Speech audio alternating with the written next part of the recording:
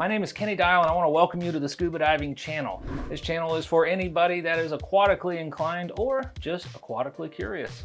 Next guest is Todd Yarbrough. He was not only the rep for DAN, which is Divers Alert Network, visited over 800 dive shops. He has seen every shop just about in existence. That's a unique perspective. Also has a great training facility. They teach instructors up here in the Panhandle of Florida, right on the Gulf Coast. Red Alert Diving helps run this program, has tons of insight. I hope you enjoy the interview.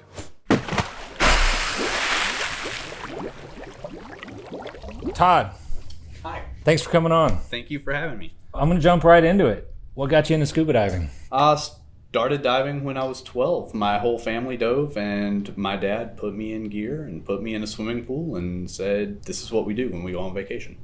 So that's where I got started. Got out of college, had dive instructor already under my belt. I walked into one of the dive shops where we got tanks and stuff filled all the time, and they said, hey, we need an instructor for this weekend. You want to do it? So I went on to teach for that shop for about the next decade. And then after that, I went on to open this place. What was the difference for you between the pictures in your head before you got into it and where you are today? Is there any difference in what you pictured, and what is that difference? So I guess the most fortunate thing for me is that I did spend a long time playing basically every role in a dive shop for somebody else. Would you say that's the key to success?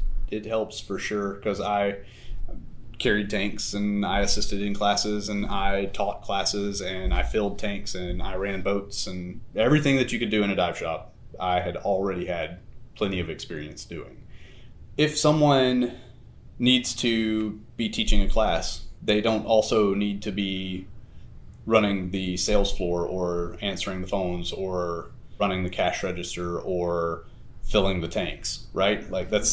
They need to be teaching the class. So I try to step in and do those other things whenever somebody else is working on something, so that they don't have to try and cover multiple things at one time. Things like getting pulled out of the classroom where you're teaching so that you can run the sales floor or answer the phones for 30 or 40 minutes and leaving your students sitting there. That's pretty difficult, right? So, and it shouldn't happen. It's not the way that teaching should go. Why do you think it is that these kind of things are happening with dive shops we would probably put in the category of not successful? A lot of dive shops are not profitable. They're not making enough money off of the programs that they're offering or the equipment that they're selling to be able to afford to have enough staff. Any given time, a dive shop is a travel agency, it's a training facility, it's a retail sales floor. You're dealing with a lot of customer service aspects of things, and it takes more than one person answering the phones, teaching the classes, and running the shop to get it all accomplished. Are they starting off on the wrong foot, or when they start, are they messing up that blank slate, that clean slate? I think for sure it's a snowball effect. It doesn't necessarily start off terrible. Usually are starting off with a lot of energy.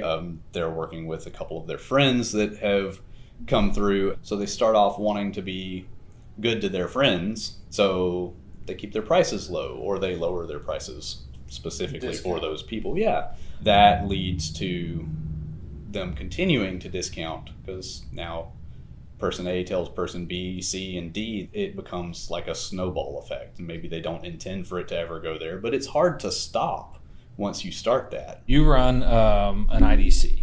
Yeah. And in a couple sentences, what is that? Someone doesn't know. PADI IDC facility is a dive shop that can teach instructors to attend the instructor exam. So you can make another instructor. So we make instructors, yeah. What do a lot of people find themselves not prepared for, that feel like they're going to do fine, and they get here and go, oh my gosh, I wasn't expecting that? Is there something? Academics? It's academics.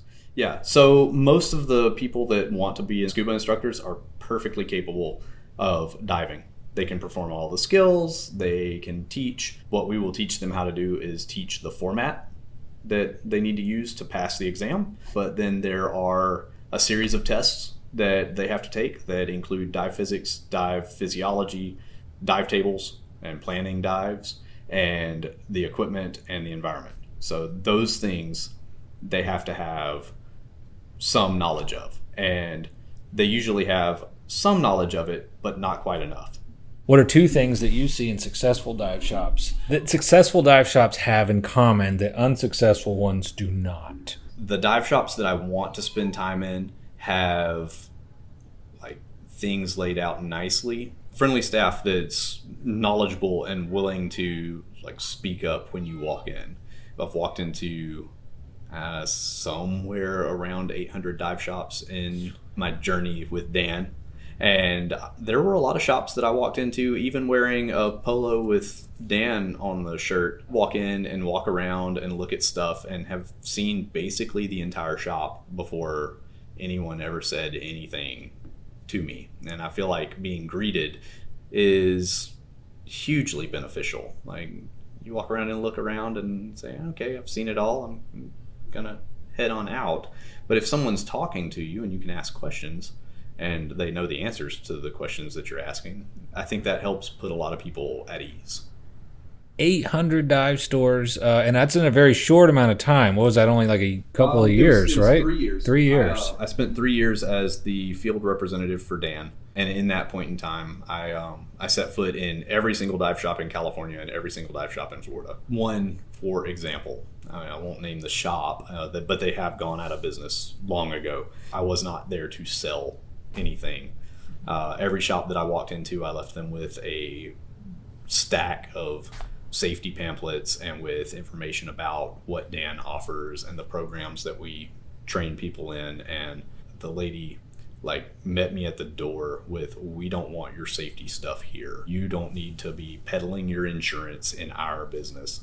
But at the same time, they were filling tanks by their front counter, and the guy that was getting his tanks filled was explaining, where people could hear it, about how he knows his tank is out of hydro, and he really is glad that they're willing to fill it for him, because he's planning on going diving and cleaning the bottom of his boat, and this will be the last time that he uses that tank for probably another 6 months or so, and he just doesn't see the benefit of having it hydroed, which is the hydrostatic test that they do on tanks to make sure that they're not weak and going to explode.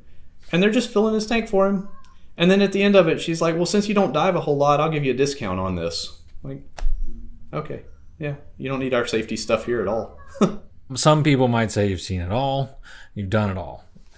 Is there a specific dive that you are still like a kid, like just, oh my gosh, it's like in 3 days? Like, what gets you excited still in diving?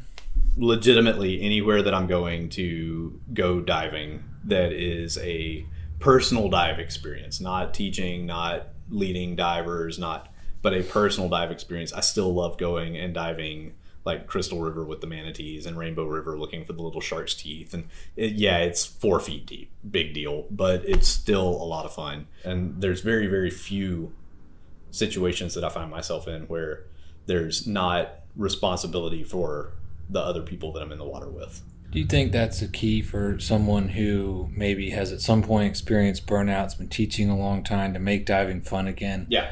Is it important Absolutely. to step out of that responsibility role? Yeah. To go and have fun? Yeah. To really have fun? To really go and have fun. Yeah. To really go and enjoy the dive. Remove those potential Yep. distractions because you feel responsible. Right. Cool. I like that. Todd, thanks for coming on.